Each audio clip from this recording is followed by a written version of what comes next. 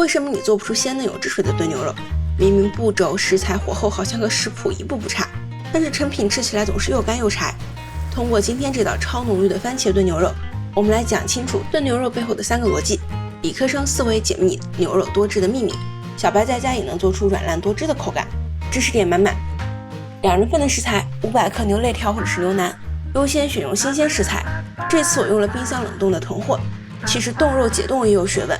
最好提前1晚从冷冻转移到冷藏，低温解冻，肉质均匀缓慢的软化，2次熟成能最大限度的保持肉的风味和品质。解冻好的牛肉冲洗干净，放进淡盐水，我这里是1升水配了40克的盐，3%到5%浓度的盐水可以破坏细胞膜和蛋白结构，从而使肉的保水量增加，而且软化了蛋白质，口感吃起来就更嫩。这个方法是西餐 brine 腌制方法，很多米其林的餐厅包括韩国炸鸡都用了这个方法。我们浸泡2个小时，武汉的室温接近30度了，也可以放进冰箱冷藏。我们来准备炖肉的调料：5片姜、半头蒜、半个洋葱、8两长的大葱葱排、半根胡萝卜，然后切成视频中的样子。干料用到了香叶、八角和干辣椒，还可以放几个干山楂，去腥解腻又增加一点酸甜的味道。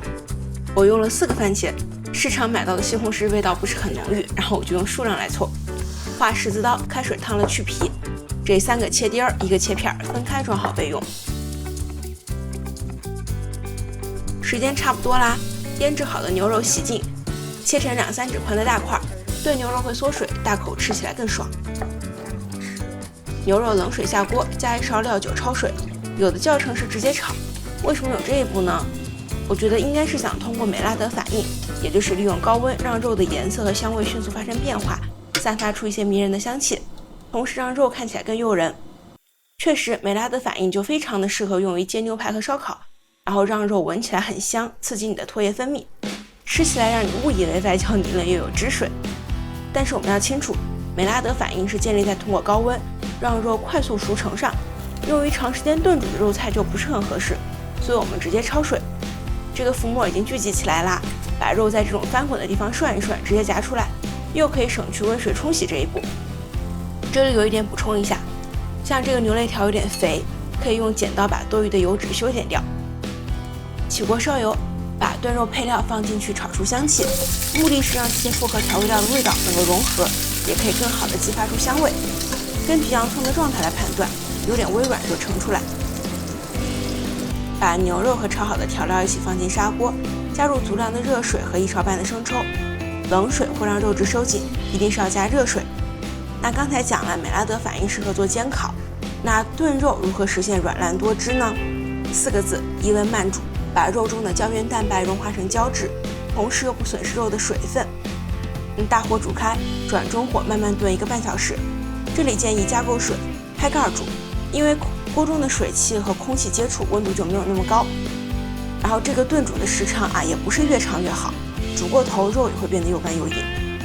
又有一个问题，能不能用高压锅代替呢？节约炖肉的时间，又可以把蛋白质快速融化，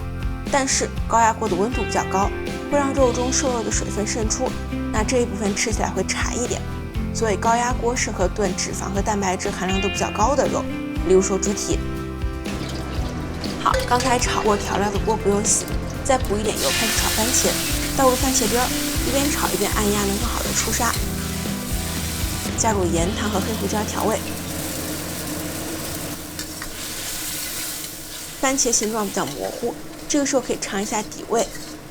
结合买到的番茄味道和自己对于酸甜度的偏好来调整，喜欢甜就加糖，喜欢酸可以再加点番茄酱。炖了2个小时的牛肋条，在客厅已经闻到很香的味道了，然后很软很嫩，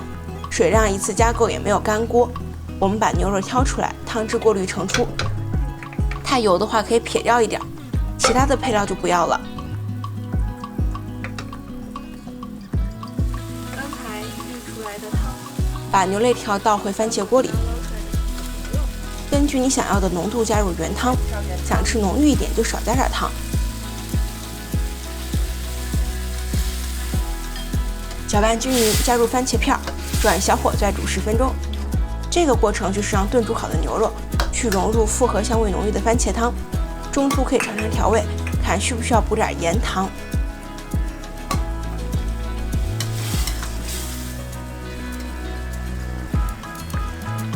出锅，放上2片香菜叶子，是不是有高级餐厅那个味道啦？